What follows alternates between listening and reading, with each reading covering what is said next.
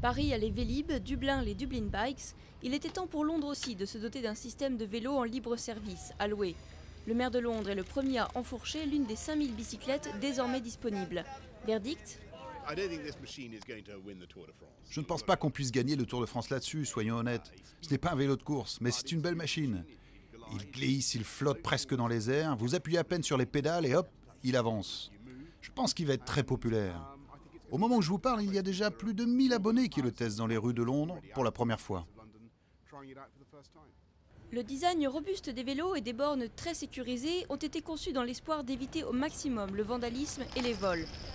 Pour le moment, l'usage est réservé aux abonnés qui se sont préenregistrés, armés d'une clé unique qui permet de prendre un vélo dans 300 stations. J'ai souvent besoin d'aller vite quelque part, à une station de métro par exemple, ou alors à une réunion, alors que je suis dans un bus coincé dans un embouteillage. Dans ce cas, j'aurai juste à sortir au premier arrêt, à sauter sur un vélo et c'est parti. Donc je pense que oui, ça va m'être très utile. C'est une bonne idée, c'est bon pour la santé, c'est sympa comme activité. Et puis bon, je ne suis pas très écolo, mais c'est bon pour l'environnement aussi. Pour lutter contre la pollution, faire du sport ou échapper aux rues encombrées de la capitale, le vélo est de plus en plus apprécié depuis quelques années. De quoi rendre la mairie confiante dans l'avenir. Ce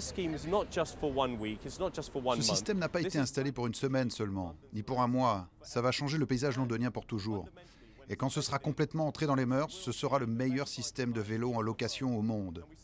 Et nous pouvons affirmer ça sans crainte, car nous avons beaucoup appris des autres villes.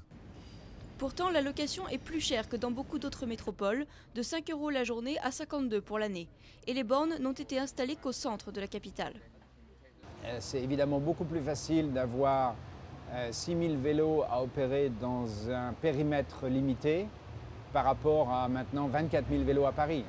Ce n'est pas du tout comparable.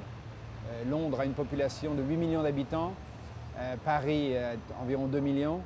On a 4 fois plus de vélos pour 4 fois moins de gens.